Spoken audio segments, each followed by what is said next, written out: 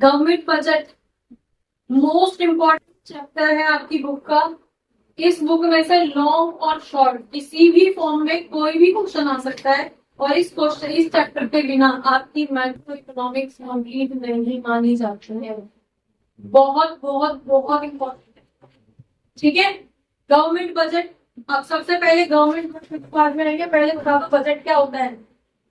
Budget क्या समझते हो बजट से? एक सिंपल लैंग्वेज में पहले आप लोग बताओ, उसके बाद में उसको हम अपनी थ्योरी से अपनी बुक से कोरिलेट करेंगे, इकोनॉमिक्स से बाद में कोरिलेट करेंगे। सिंपल बता दो बजट क्या होता है। फाइनेंशियल ईयर के अंदर हाँ,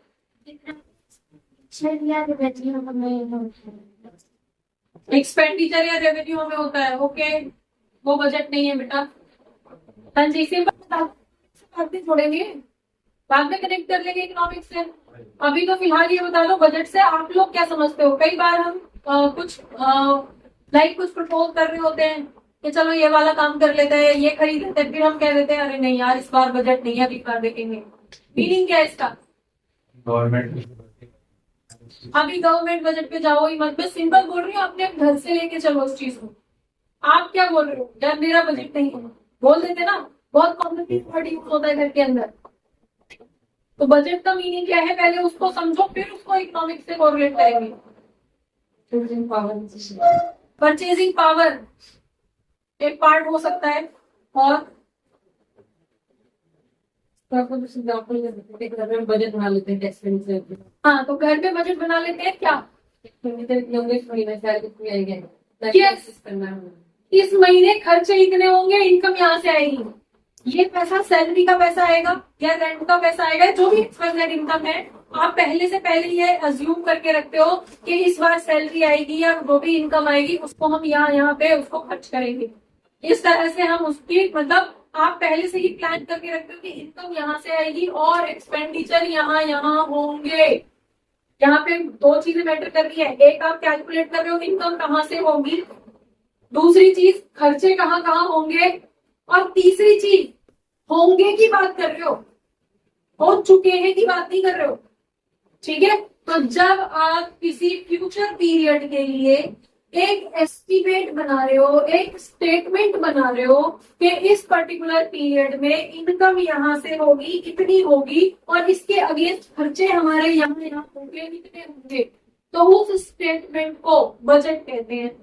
सिंपल अपने घर में समझ के चलो कि सैलरी इतनी आनी है पापा की, उसमें से हमारी फीस जानी है, घर का रेंट जाना है, दूध का बिल जाना है, इसका जाना, उसका जाना, उसका जाना, पहले से डिसाइड होते हैं, राइट। तो जब आप फ्यूचर पीरियड के लिए अगले महीने के लिए प्लान कर रहे हो कि अब ये सैलरी आएगी, उसमें से ये खर्चे होंगे, वो स्टेटमेंट जो बना रहे हो, चाहे आप वर्बल बना रहे हो, चाहे आप अपने माइंड में वो कैलकुलेट कर रहे हो, चाहे जैसे भी कर रहे हो, वो आपका बजट बोला जाता है। अब इसी को हम अप्लाई कर रहे हैं इकोनॉमिक्स के साथ सेम मैनर में, क्योंकि इकोनॉमिक्स को इक्विलिब्रियम पे रखने की रिस्पॉन्सिबिलिटी किसकी है? गवर्नमेंट की। अब एम्प्लॉयमेंट जनरेट करना, ठीक है, इकोनॉमी में स्टेबिलिटी बनाए रखना, ठीक है, इकोनॉमी को एक इक्वली डेवलप करना, ये सारी रिस्पॉन्सिबिलिटी किसकी है? गवर्नमेंट की। तो गवर्नमेंट भी हर साल ये प्लान करती है कि इस पर्टिकुलर फिस्कल ईयर के अंदर, इकोनॉमिक्स में फिस्कल ईयर बोलते हैं और अकाउंट्स में फाइनेंशियल ईयर, ठीक है। तो इस फिस्कल ईयर में जो रेवेन्यू होगा वो इतना होगा। अब वो रेवेन्यू किस किस सोर्स से होगा वो सब पढ़ेंगे हम इसके। तो फिलहाल हम यहाँ पे पढ़ रहे हैं कि गवर्नमेंट आने वाले फिस्कल ईयर में कैलकुलेट कर रही है कि इनकम कहाँ कहाँ से होगी, उसके अगेंस्ट कहाँ कहाँ एक्सपेंडिचर होंगे, ठीक है। जब उसका स्टेटमेंट प्रिपेयर किया जा रहा है फॉर फ्यूचर ईयर, ठीक है, ईयर मतलब कि fiscal year, next coming fiscal year के लिए, उसको हम बजट कहते हैं, उस स्टेटमेंट को हम बजट कहते हैं। सिंपल डेफिनेशन, गवर्नमेंट आने वाले फिस्कल ईयर के लिए एक स्टेटमेंट बना रही है कि इस फिस्कल ईयर में यहाँ से इतनी इनकम होगी, ठीक है। टैक्स का 1% बढ़ा दिया, पिछले साल इतनी इनकम हुई थी, इस साल और इतनी होगी, बढ़ के आएगी, गवर्नमेंट के पास एस्टिमेट है। दूसरी तरफ उसमें प्लान करके रखा है कि एक हॉस्पिटल खोलेंगे, वहां पे ये करेंगे, वहां पे फ्लाईओवर बनाएंगे, वहां पे हाईवे बनाएंगे, वहां पे मेट्रो बनाएंगे। ये सारे क्या है? अच्छे। ठीक है, तो जब इसका एक स्टेटमेंट बनाया जा रहा है तो उस स्टेटमेंट को हम बजट बोलते हैं। समझ में आ गया? क्लियर है? डन। अब यहाँ पे हम पढ़ेंगे कि ये जो बजट है वो कब बनाया जाता है। सिंपल एक ग्लिम्स की फॉर्म में समझो, ये बजट हमेशा अप्रैल, फाइनेंशियल ईयर कब स्टार्ट होता है? फिस्कल ईयर जिसको हम बोलते हैं 1 अप्रैल से स्टार्ट होता है, 1 अप्रैल टू 31 मार्च। ठीक है, तो 1 अप्रैल से लेके 31 मार्च का जो पीरियड होता है वो हमारा एक फिस्कल ईयर बोला जाता है। राइट, तो बजट जब आता है क्या वो अप्रैल के बाद आता है या पहले आता है? पहले कब आता है? ऑलमोस्ट 1-1.5 महीने पहले आ जाता है, फरवरी के बिगिनिंग में। इस टाइम पे अभी आता है, अभी कल परसों भी आया है, कल परसों भी बजट आया है। वो क्यों आया है वो हमारा पॉलिटिकल एस्पेक्ट हो जाएगा, वो हम बाद में करेंगे। अभी सिंपल ये समझो, यहाँ पे कोई भी फिस्कल ईयर स्टार्ट होने से 1-1.5 महीने पहले बजट रिलीज हो जाता है। यूजुअली 1 फरवरी को पिछले कुछ सालों से रिलीज हो रहा है। ठीक है, तो 1 फरवरी को बजट आया है। गवर्नमेंट ने एक एस्टिमेट दे दिया कि आने वाले फिस्कल ईयर 1 अप्रैल से जो फिस्कल ईयर स्टार्ट होगा उस फिस्कल ईयर में यहाँ से इस सोर्स से इनकम आएगी, इस सोर्स से खर्चे होंगे। ठीक है, तो इस तरह से हम उसको मीट करेंगे। एक प्लान एस्टिमेट दे दिया, फिर फरवरी मार्च में उस पर डिस्कशन चलता है और उसमें अगर किसी पॉइंट में चेंज करने की जरूरत है, अमेंडमेंट करने की जरूरत है तो कर दिए जाते हैं और 1 अप्रैल से वो अप्लाई कर दिया जाता है। ऐसा हर साल। कौन रिप्रेजेंट करता है इसको? कौन होता है इसका चेयरपर्सन? चेयरपर्सन जो है वो आपका यहाँ पे फाइनेंस मिनिस्टर वो है। ठीक है, इसको हम गवर्नमेंट की तरफ से जो बजट आ रहा है उसको हम यूनियन बजट के नाम से जानते हैं। गवर्नमेंट बजट मतलब यूनियन बजट के नाम से जानते हैं। ठीक है, तो अब इसको प्रेजेंट करती है फाइनेंस मिनिस्टर। अभी कौन है फाइनेंस मिनिस्टर? पता था? बहुत बढ़िया, कितने प्राउड है। हाँ जी, निर्मला सीतारमन फाइनेंस वो है, फाइनेंस मिनिस्टर है पिछले कुछ सालों से। राइट, तो उन्होंने ही ये वाला बजट भी, पिछला बजट भी उन्होंने प्रेजेंट किया था, उन्होंने ही ये वाला बजट भी प्रेजेंट किया था।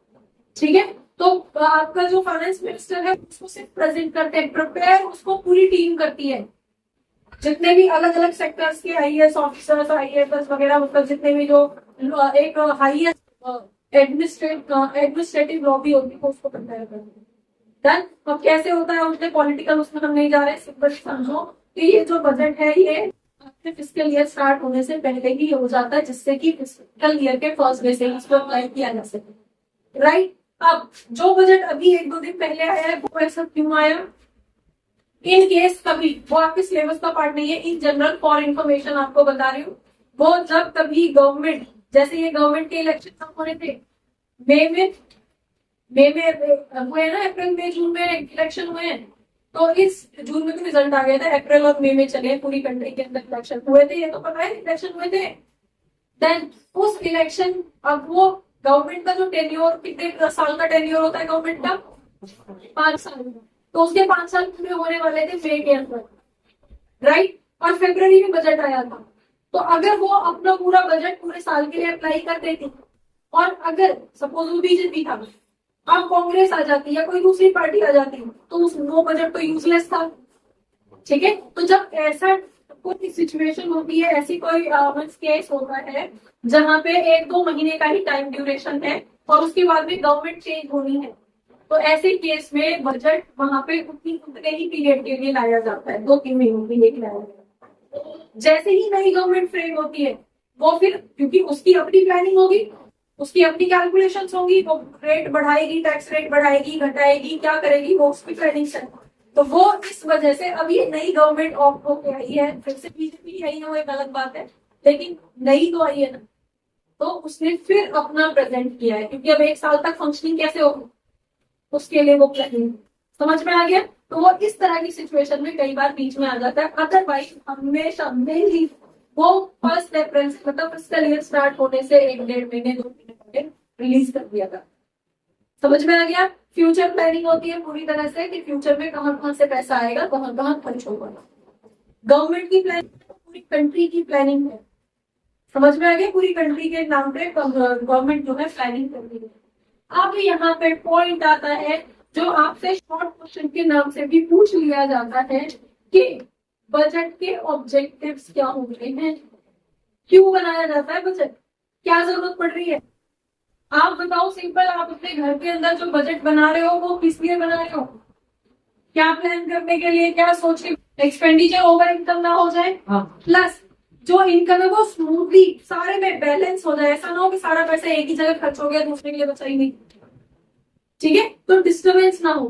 तो यहाँ पे आपके जो मेनली पूछे जाते हैं वो ऑब्जेक्टिव्स आपसे पूछे जाएंगे, ऑब्जेक्टिव्स ऑफ यूनियन बजट या बजट।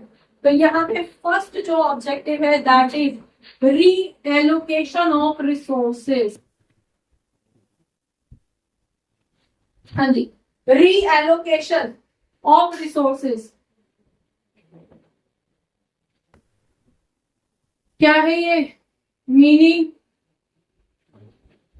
फर्स्ट पॉइंट आपसे सिंपली कई बार आपसे पूछ लिया जाता है कि बजट के ऑब्जेक्टिव्स बताओ, और कई बार आपसे स्पेसिफिकली दे दिया जाता है रीएलोकेशन ऑफ रिसोर्सेज के रेफरेंस में बजट को एक्सप्लेन करिए। बजट से क्या, बजट में क्या हेल्प मिलती है इससे? तो रीएलोकेशन ऑफ रिसोर्सेज नाम से समझ आ रहा है, रीएलोकेट कर रहे हो आप रिसोर्सेज को। ठीक है, पहले गवर्नमेंट कहीं से खरीदती थी, उसका जो भी कॉस्ट आ रही थी गवर्नमेंट को, अब गवर्नमेंट जो है वहां से ना खरीद के अपना बनाना शुरू कर दिया कंपनी ने, मतलब गवर्नमेंट ने अपनी कोई कंपनी स्टार्ट कर दी है, वहां से बन रहा है, अब उसको सस्ता पड़ेगा, तो उसने दिखाया है कि यहाँ से हमारी कॉस्ट बचेगी बजट के अंदर।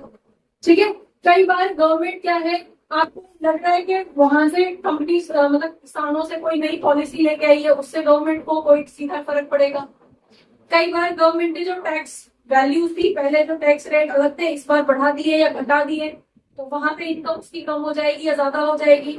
तो एनी हाउ जो भी रिसोर्सेज का मतलब कि वो पॉइंट जहां से किसान मतलब गवर्नमेंट को इनकम होगी उसको रिसोर्सेज बोले जा रहे हैं, तो उनका रीएलोकेशन हो रहा है। जीएसटी का रेट बढ़ा दिया गया है, इस पे घटा दिया गया है। ठीक है, टैक्स रेट बढ़ा दिया गया है। पहले हमें गवर्नमेंट को इतनी कॉस्ट पड़ रही थी, जो भी रॉ मटेरियल खरीदा जा रहा था उस पर इतनी कॉस्ट पड़ रही थी, अब गवर्नमेंट ने खुद में प्लान कर लिया है कि खुद से जनरेट करेगी, खुद से बनाएगी। पहले पेट्रोलियम मंगाने में ज्यादा वो लग रहा था, इस बार हाइड्रोजन पे काम चल रहा है, हाइड्रोजन व्हीकल बनेगा, इलेक्ट्रिक व्हीकल डेवलप हो गया। तो ये सब क्या है? ये रीएलोकेशन है। ठीक है, रीएलोकेशन ऑफ रिसोर्सेज, जो पैसा वहां जा रहा था वो बच गया हमारे, उस पैसे को हम यहाँ लगाएंगे और यहाँ से हमें ज्यादा आउटपुट मिलेगा। That is reallocation of resources. समझ में आ गया या नहीं? हाँ जी, गायब, लॉस्ट। इसके अंदर हमारे पास मेनली दो पॉइंट आएंगे, एक तो टैक्स रेट्स एंड सब्सिडीज। हाँ जी, टैक्स कंसेशन या फिर सब्सिडीज क्या होती है? टैक्स कंसेशन या सब्सिडीज को बढ़ाना नहीं घटाना।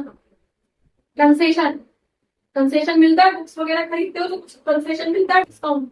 तो टैक्स में कुछ डिस्काउंट दिया जा रहा है किसी पर्टिकुलर कंपनीज को, जिससे कि वो और अपना रेवेन्यू बढ़ा सके, आउटपुट बढ़ा सके, उसको टैक्स की छूट दी जा रही है सब्सिडी के नाम पे, फाइनेंशियल हेल्प दी जा रही है, टैक्स रिफंड हो रहा है। इस तरह की एक्टिविटीज जो है वो सब्सिडीज बोली जाती है।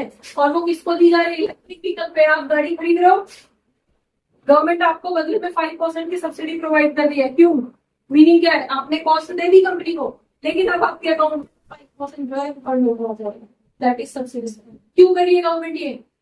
जिससे कि जो पैसा गवर्नमेंट का पेट्रोल खरीदने पे खर्च हो रहा है वो यहाँ रीएलोकेशन ऑफ रिसोर्सेज, रिसोर्सेज में रीएलोकेट करना, किसी चीज को बढ़ा देना, किसी को घटा देना, जिससे कि गवर्नमेंट की इनकम बढ़ सके और खर्चे जो है वो कम हो सके। राइट। दूसरी तरफ आप प्रोडक्शन स्टार्ट कर रहे हो किसी भी चीज का, production of goods and services आप खुद से स्टार्ट कर रहे हो, गवर्नमेंट पहले परचेज उसको खुद ही बनाना शुरू कर दिया, तो रिसोर्सेज को रीएलोकेट कर दिया। इससे होगा क्या? बजट का ऑब्जेक्टिव क्या था? बजट बनाने का उस स्टेटमेंट का यही ऑब्जेक्टिव था कि जहां अगर हमारी बजट में हमें लग रहा है कि खर्चे ज्यादा आ रहे हैं तो वहां से थोड़ा सा काट के इधर हम एडजस्ट कर देंगे। यूजुअली घर के अंदर यही करते हैं, ये पैसा वहां खर्च हो रहा है तो वहां से थोड़ा कम करके कम किया जा सकता है तो कम कर देंगे और यहाँ पे लगा देंगे, तो दोनों चीजें बैलेंस हो जाएंगी। सेम मैनर इकोनॉमिक्स के अंदर, क्योंकि गवर्नमेंट को रिच और पुअर दोनों को मेंटेन करके रखना है। कैपिटलिस्ट भी चाहिए इकोनॉमी के अंदर और सोशलिस्ट भी चलेगा चलाना, तभी पुअर जो है अपलिफ्ट हो पाएगा, कंट्री का ओवरऑल डेवलपमेंट हो पाएगा। तो इसलिए री allocation of resources main objective होगा है गवर्नमेंट प्रोजेक्ट। ठीक है जी, सिमोन का फेस तो ऐसा हो रहा है कि बस मैं बोला हूँ नहीं, मैं थप्पड़ मार के भाग जाऊंगी। सिमोन ज्यादा थोड़ी हो गई। ज्यादा थोड़ी होगी ना, कोई बात नहीं, बस थोड़ा सा और है। चलिए, next objective is reducing inequalities. Inequalities का मतलब क्या है? कंट्री के अंदर रिच और पुअर के अंदर इनइक्वालिटी है। पुअर के को इतनी सपोर्ट नहीं मिल पा रहा है कि वो आगे एजुकेशन ले पाए अच्छी या आगे बढ़ पाए, और रिच के पास क्या है, सारे रिसोर्सेज हैं, तो जो रिच है वो और रिच होता चला जा रहा है, जो पुअर है वो पीछे ही खिसकता चला जा रहा है। राइट, तो बीच में जो है एक ड्रिफ्ट आ गई है, तो उसको मिस हटाने की रिस्पॉन्सिबिलिटी किसकी है? गवर्नमेंट की। और गवर्नमेंट वो बजट के अंदर ये प्लान करती है कि कैसे उन लोगों तक ये पैसा पहुंचाया जाए। आयुष्मान योजना के नाम पे, जन धन योजना के नाम पे, किसी भी फॉर्म में कैसे उनको उन तक ये पैसा पहुंचाया जाए, उसके लिए बजट बनाया जाता है। ठीक है, जिससे कि बैलेंस हो सके चीजें। राइट, नेक्स्ट आपके पास इकोनॉमी स्टेबिलिटी लाने के लिए। सो इकोनॉमी में स्टेबिलिटी लाने के लिए, स्टेबिलिटी का मतलब क्या है? स्टेबल रहे, ना इन्फ्लेशन हो ना डिफ्लेशन हो। इन्फ्लेशन हुआ है तो एग्रीगेट डिमांड बढ़ा है ना अभी, तो अगर इन्फ्लेशन है इकोनॉमी के अंदर तो आरबीआई को ओपन मार्केट के अंदर क्या करना पड़ता है? ओएमओ के अंदर क्या करना पड़ता है? हाँ जी, अगर डिमांड ज्यादा है तो सब परचेज कर रहे हैं तो आरबीआई सेल करना शुरू कर देता है। उल्टा करेगा तभी तो पैसा बैलेंस होगा। ठीक है, और यही अगर रिसेशन में गया हुआ है, कोई खरीद नहीं रहा है तो आरबीआई शुरू कर देता है। राइट, तो इकोनॉमी के अंदर स्टेबिलिटी, अब खरीदना है या बेचना है तो उसके लिए भी तो फंड चाहिए, उसके लिए भी तो प्लानिंग चाहिए। तो वो प्लानिंग कहाँ की जाती है? ऑब्जेक्टिव, मतलब उसके बजट के अंदर। तो स्टेबिलिटी लाने के लिए भी बजट बनाया जाता है। डन। नेक्स्ट आपके पास आ जाता है management of public enterprises. Public enterprises मतलब मैनेजमेंट ऑफ पब्लिक, सिंपल लिख दो, सरकारी कंपनी चल रही है, पैसा चाहिए, प्रोडक्शन कर रही है, लेकिन उनको चलाने के लिए भी तो पैसा चाहिए भाई। राइट, तो उसके लिए भी पैसे यहाँ पे बजट बनाया जाता है। Next, economic growth. स्टेबिलिटी के साथ साथ इकोनॉमी में ग्रोथ भी चाहिए, उसके लिए नई नई पॉलिसीज बनाई जाएंगी। पॉलिसीज के लिए पैसा चाहिए, पैसे की प्लानिंग के लिए बजट बन रहा है। समझ में आ गया? नेक्स्ट आपके पास आ जाता है रीजनल डिस्पैरिटीज को रिड्यूस करना। रीजनल डिस्पैरिटीज क्या है? बोलो जरा। रीजनल डिस्पैरिटीज, रीजनल का मतलब क्या हो गया? नॉर्थ, साउथ, ईस्ट, वेस्ट, ये रीजन्स है ना। तो ईस्टर्न यूपी कैसी है? Developed, under developed? Under developed. Bihar, Chhattisgarh, ये एरिया, आसाम अंडर डेवलप्ड उसमें आ जाते हैं। इसका बहुत बड़ा रीजन जो है अंडर डेवलप्ड आ जाता है। सेंट्रल डेवलप्ड में आ रहा है, दिल्ली। ठीक है, तो ऐसे ही कई जगह जो है वो इस तरह के हैं जो डेवलप्ड नहीं है, अंडर डेवलप्ड एरिया है, तो वहां पे भी तो कुछ स्कीम्स लानी पड़ेगी। एक छोटा सा शौचालय कितने 1000 करोड़ में पड़ा है गवर्नमेंट को, बनाया क्या है? छोटा छोटा वो शौचालय।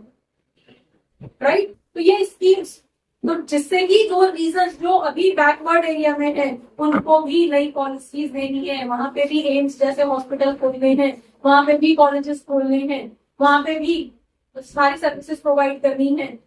ठीक है, इलेक्ट्रिसिटी पहुंचानी है, पानी पहुंचाना है, गैस सिलेंडर पहुंचाना है, उज्ज्वला योजना लगानी है, जो भी XYZ है वो सब।